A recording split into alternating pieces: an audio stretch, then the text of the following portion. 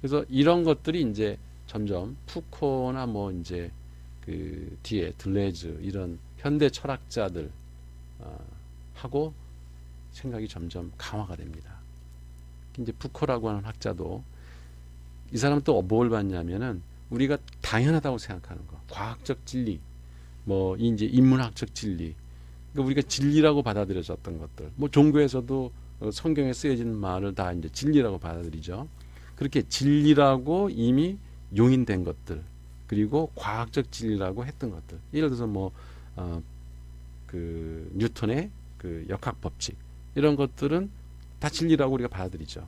근데 그런 진리들만 과연 우리가 보지 말고 거기에서 외면받은 것들, 그러니까 진리와 과학이라고 평가되는 지식에 의해서 가려진 그 침묵의 소리를 한번 귀를 기울여 들여보자라고 하는 게 이제 푸코의 연구 과제였어요.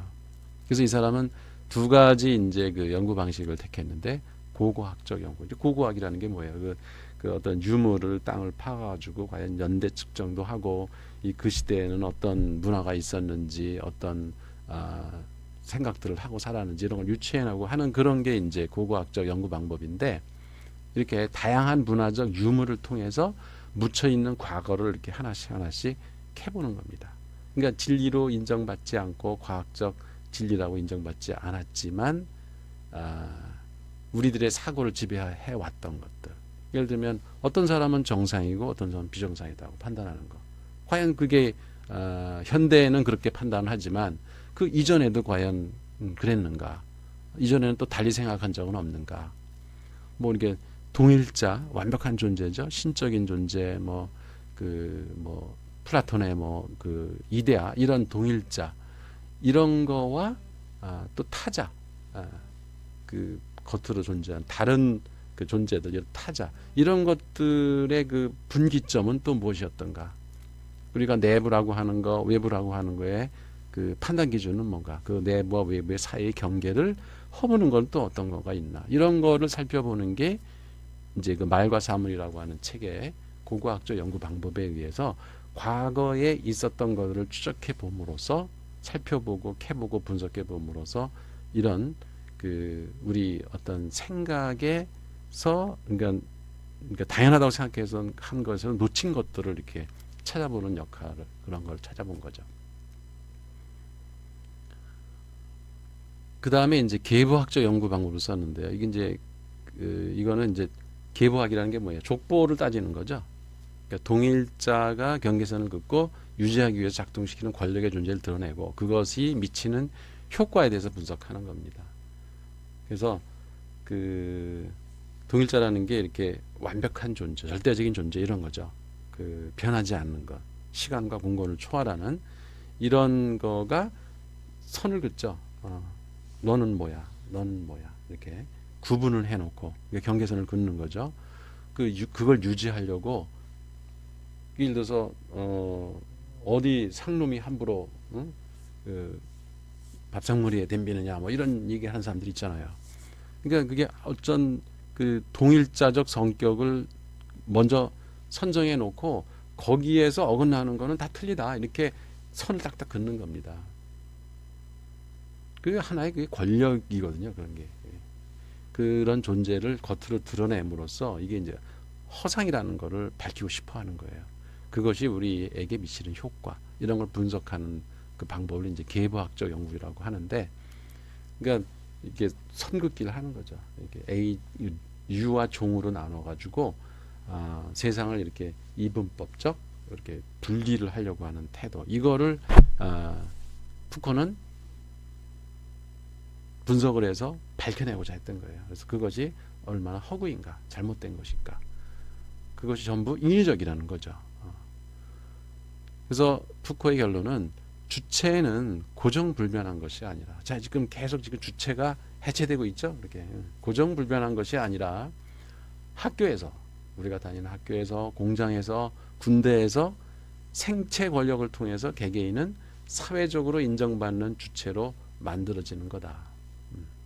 근데 그 만들어진다고 하는 것이 어떤 것은 절대적으로 옳고 절대적으로 이건 틀리고 이런 기준이 만들어진 것들은 다 이런 고고학적 연구, 계보학적 연구 방법에 의하면 그 절대적 진리라고 얘기할 수 없는 거다. 그렇게 본 것이 푸코의 생각입니다. 그래서 권력을 통해서, 그런 권력 의지라는 건 누가 한 말이에요? 니체가 한 말이죠. 그래서 권력을 통해서 각자가 자아를 구성해 나간다. 그죠? 자기가 사회적으로 존재, 그러니까 위치, 사회적으로 어떤 위치에 있느냐에 따라서 그 자아가 형성되는 거죠. 그리고 이제 마지막으로 살펴볼 철학자가 이제 들레즈 카타리. 보통 이 사람들은 이제 포스트 모더니스트다 뭐 이렇게 얘기를 해요. 그러니까 구조주의에 또 반하는 생각을 하는 사람이라서 이제 포스트 구조주의 뭐 이런 얘기도 하고요. 그래서 이 들레즈라고 하는 프랑스의 철학자, 이 사람들이 가탈이라고 하는 사람들이 쓴 뭐 천의 고원이라는 책을 썼잖아요. 거기에 이제 나타난 주장들을 요약을 해보면 이 사람들은 주로 그러니까 변화에 계속 이 사람 현대 철학으로 올수록 관심이 많아요. 표상에서 벗어난 사유를 추구한다. 그러니까 표상이라는 게 뭐예요? 표상하면은 떠오르는 게 소시르잖아요. 소시르가 기표와 기의. 그러니까 기표라고 하는 것은 우리 말이나 어떤 단어 이렇게 표현해 놓은 상징물이죠. 여기에는 어떤 의미가 내재되어 있다. 그죠? 그래서 기표는 기의를 표상한다. 이런 얘기를 하잖아요.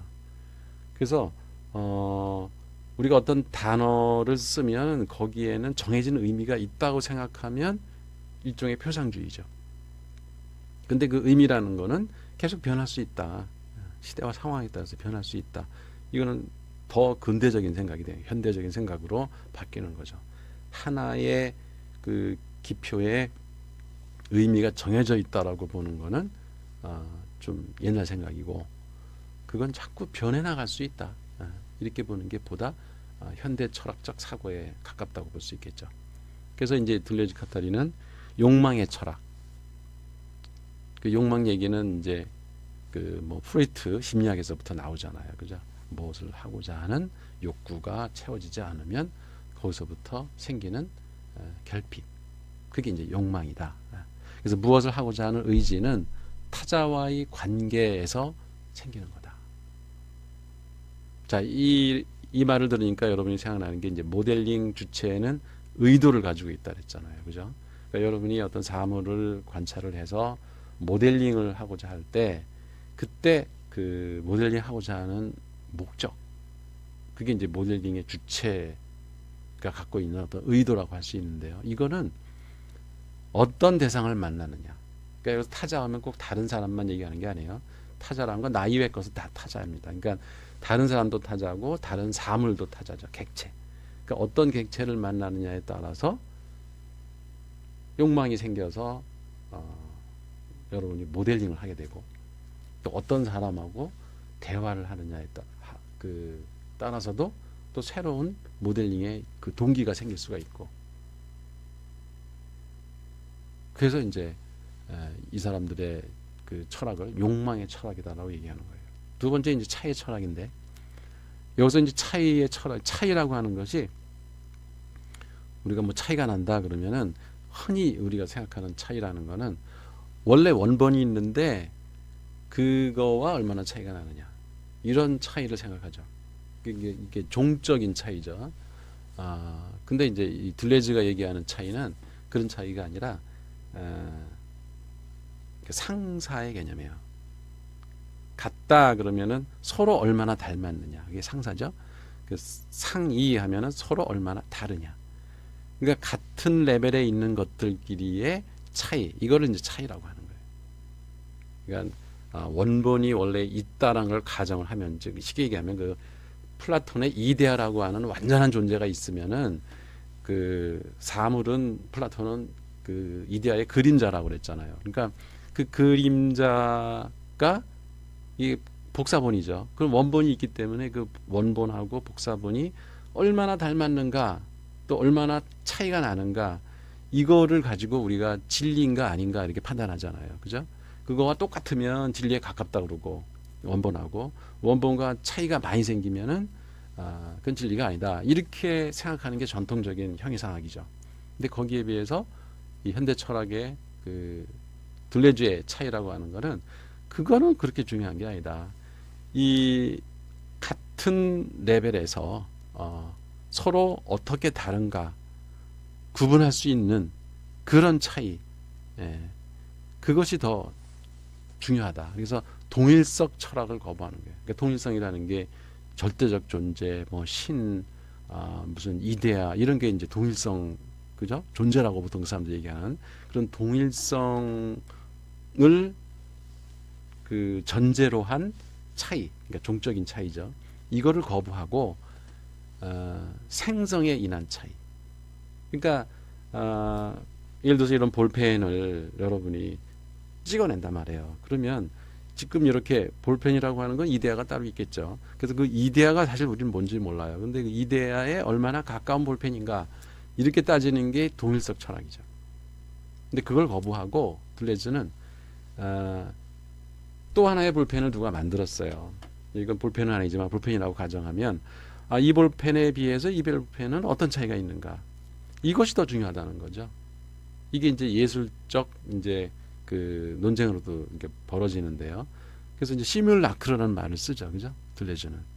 나중에 이제 우리 객체론에서 또 다룰 텐데 이 물건하고 이 물건하고 얼마나 서로 다른가. 이게 더 중요하지. 있지도 않은 그런 그 어떤 절대적인 존재, 원본, 뭐 이데아, 신 이런 거와 얘가 얼마나 닮았는가를 따지는 거는 무의미하다라고 보는 게 이제 현대 철학의 관점이에요.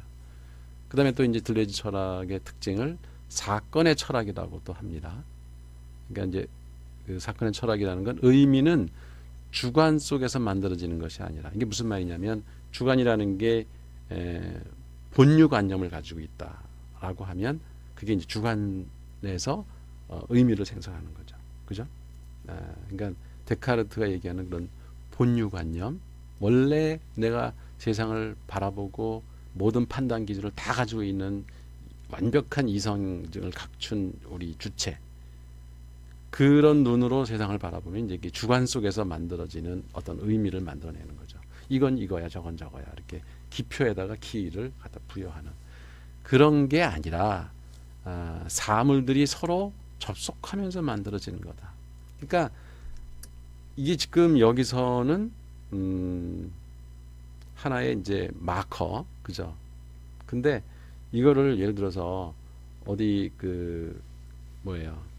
예술 작품 그 설치 미술 하는 사람들이 이걸 갖다가 그 노란색이 가서 있어야 할 자리에다 이걸 갖다 놨다 그러세요.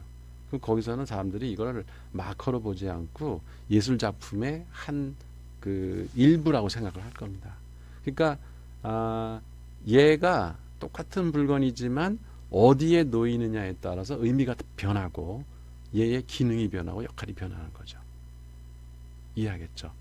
그게 하나의 사건이에요. 어떤 사물들과 접속해서 얘가 새로운 그 사건을 만들어 가느냐. 이거에 따라서 이 존재감은 의미나 가치는 달라질 수 있다. 그게 이제 사건의 철학의 핵심입니다. 그 다음에 또 둘레즈 철학을 유목의 철학이라고 그래요. 그러니까 노마디즘이라는 책에 이제 그게 잘 나타나 있는데, 그 노마디즘은 그 우리나라 이진경 그 박사가 쓴 책이죠. 거기에 이제 이 둘레즈 철학을 해석해서 써놓은 얘기를 보면 고정된 의미를 재생산하는 것이 아니고, 그죠? 이제 유목이라는 게 뭡니까? 그 왜 저쪽 몽골 그런 데 가면 유목민이 있다고 그러잖아요. 지금도. 그러니까 한 정착지에 머무는 게 아니라 언제든지 떠날 것을 전제로 해서 어느 곳에 가서 머무는 거를 유목한다고 그래요. 그러니까 어디 한 군데 살다가 다른 데 가서 정착해서 오래 사는 건 유목이 아니에요. 그래서 뭐 서너 군데 이사 다녔다고 해서 그게 유목이 아니고 떠날 것을 전제로 어느 한 곳에 머무는 걸 유목이라고 그러죠. 그래서 어떤 사물에 의미를 부여하면 그게 고정되는 게 아니라 상황과 시대와 그 주체의 그 생각에 따라서 계속 그 의미가 변화하고. 이게 뭐 이제 학문하는 사람들도 어떤 한 학문에 머물러 있는 게 아니라 다양한 학문으로 언제든지 떠날 준비를 갖추고 있으면서 다양한 학문들을 이렇게 섭렵해 나가는 그런 사람들, 뭐 지식 노마드다 뭐 이렇게 얘기도 해요. 그래서 고정된 의미를 뭐 그 자리에서 재생산하는 것이 아니라 새로운 사건화를 통해서 주어진 의미를 변화시키고 또 새로운 의미를 창안하는 것. 자, 이 문장을 보니까 뭐가 생각나요? 창의성이 여기서 이제 발현하는 거죠. 그러니까 하나의 가치, 하나의 스타일, 한 그 어떤 지역, 영토 여기에 머물지 말고 거기서 벗어나자. 그 이제 그 들레즈는 탈영토화라고 그래요.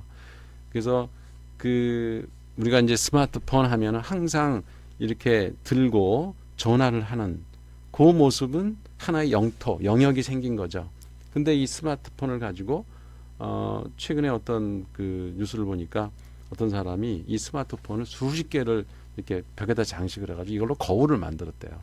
근데 그 거울 안에 이제 자기가 보면 얼굴도 나타나지만 뭐 다양한 그림들이 이렇게 스마트폰마다 다르게 나타날 수도 있고 그게 통일된 하나의 거울처럼 될 수도 있고 그래서 이 스마트폰이지만 용도가 달라지는 거죠.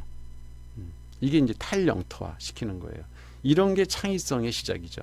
그러니까 여러분이 고정된 어떤 관념에 그러니까 매몰되는 게 아니라 계속 위치도 바꿔보고 상황도 바꿔보고 시간도 바꿔보고 그 대상도 바꿔보고 옆에 같이 놓는 어떤 타자들, 물건들 이런 것들도 계속 배치를 바꿔봄으로써 전혀 다른 이미지로 만들어내는 것. 그죠? 이런 게 이제 유목의 철학이다. 그래서 결론적으로 얘기한다면 이런 욕망, 차이, 사건, 유목의 철학들에서 이 둘레즈와 카트가 주장하는 것이 주체라고 하는 것은 선언적 형식. 이건 이제 누가 한 얘기예요? 칸트가 한 얘기죠. 그렇게 선언적 형식이 아니라 관계에 따라서 달라지는 결론입니다. 그러니까 주체라고 하는 것은 어떤 것과 같이 있느냐에 따라서 변할 수 있는 것이다. 진리라고 하는 것도 엄표 행위들의 배치에 불과하다. 진리라고 하는 것이 정해진 고정불변의 것이 아니라 어떤 의미를 부여해서 어떤 기표를 결합을 해가지고 그 문장을 만들어내느냐. 그러니까 이건 언제든지 바뀔 수 있는 것이다. 조건에 따라서 현실적인 유효성을 갖는 지식이 무엇인지 그리고 그것이 우리 삶에 어떻게 작용할 것인지 물어야지 어떤 것이 진리냐 맞냐 틀리냐 묻는 것은 의미가 없다. 2000년 전의 진리가 지금도 맞으라고 강요할 수는 없다는 거죠. 그건 언제든지 상황 변화에 따라서 또 누구와 만나느냐에 따라서 바뀔 수 있다. 이것이 이제 들레즈 카타리의 포스트 구조주의, 포스트 모더니즘의 생각입니다. 자, 이렇게 그 여러 가지 그러니까 주체에 대해서 그 철학적으로 어떻게 변모되어 와 있는가를 쭉 살펴봤는데요. 여기서 그 대표적인 그 인물들, 그러니까 고대의 플라톤의 그 이데아 개념, 이게 이제 고정된 그러니까 여기서 주체를 인정하지 않았죠. 고정된 어떤 완벽한 그 존재가 있다, 그 이데아의 세계가 있다. 이거를 아우구스티누스는 신이다 이렇게 본 거고, 그 나머지 우리 인간을 포함한 이런 사물들은 다 신의 피조물이다. 그 중에서 우리 인간은 이성을 하나 더 선물로 받았다. 이렇게 본 거고요. 그 다음에 이제 데카르트에 와서 아니다. 인간은 스스로 생각할 수 있는 게다. 굳이 신이 없더라도 우리는 독립적으로 생각할 수 있는 이성을 가진 존재다. 본유관념을 가진 존재다. 이렇게 해가지고 이제 아주 그 신으로부터 딱 독립선언을 하게 되죠. 그런데 영국의 이제 로크나 휴움 이런 사람들은 본유관념이 아니라 백지 상태에서 태어난 우리는 경험을 함으로써 나라는 것을 인식 능력을 갖추게 되고 그 결국 우리 주체라고 하는 것이 지각과 인상의 다발이다. 이렇게 아주 극단적 경험론을 폈고 이 두 가지 데카르트의 관념론 그 다음에 이 로크 휴움의 그 경험론을 결합을 해서 통일된 모델을 만든 게 칸트. 그러니까 중재를 한 거죠. 데카르트의 본유관념과 같은 것이 우리의 선험적 이성 능력, 그 형식이 있다. 그래서 그 감성의 형식이 있고 선험적인, 그리고 선험적인 지성의 형식이 있다. 이 두 가지는 갖고 태어나는 거다. 그거는 데카르트의 본유관념과 맥을 같이 하는 거고, 그 다음에 우리가 어떤 종합적 판단 이런 걸 하기 위해서는 경험적으로 얻는 지식이라는 게 있다. 그건 이제 로크나 휴메의 어떤 경험론적인 생각을 받아들인 거죠. 그래서 이 두 가지를 결합한 모델, 인지 모델을 완성한 게 이제 칸트고요. 그 다음에 그 이후에 철학자들은 이 마르크스는 이제 실천의 결과로서 우리 자아가 형성된다. 그 다음에 프로이드는 그 깨어있는 우리 의식 세계, 그거 이외에도 무의식이라는 게 존재한다. 그리고 니체는 우리의 권력 의지라는 것이 결국 그 우리 자아를 형성한다. 그 결과물이다. 이렇게 봤고요. 그 다음에 소시르는 언어 구조가 우리의 사고 체계를 지배한다. 뭐 그 이후에 뭐 비트겐슈타인 이런 학자들도 있지만 사회 구조나 문화 구조가 또 우리의 무식 세계를 지배한다고 생각하는 게 레비스트로스고요. 그래서 소시르의 그 언어 구조와 레비스트로스의 사회 문화 구조 이런 그 것들을 결합을 해서 이제 뭐 프로이드의 무식 개념까지 다 섞어 놓은 사람이 이제 라캉이죠. 그래서 언어처럼 구조화된 무의식이 결국 나라고 하는 실체다. 주체라고 하는 것이. 푸코는 그 라캉의 생각을 또 이어받아서 무의식적인 사고 구조를 우린 가지고 있다. 뭐 에피스테메 이런 말을 썼고요. 그 다음에 마지막으로 이제 들레즈, 카타리 이 인물들은 사물들과의 끊임없는 접속에 따라서 주체라고 하는 것은 생성되고 변이하는 거다. 이렇게 주체라고 하는 것은 이제 고정불변이라고 하는 생각은 완전히 다 이제 해체된 것이고요.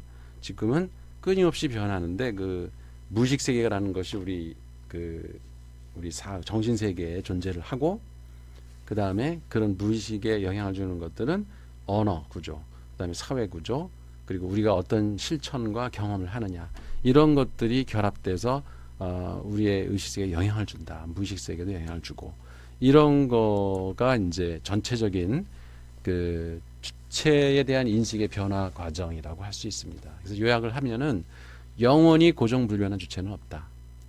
주체, 자아죠. 객체, 사물, 매체. 이 세 가지는 상호작용한 결과 생성되고, 그 아까 왜 언어 구조라는 것도 이게 매체로 우리는 얘기하고 있잖아요. 이런 것들이 어떻게 만나느냐, 어떻게 배치되느냐에 따라 그 상호작용의 결과 서로 다르게 생성되고 변화하고 소멸될 수 있는 것들이다.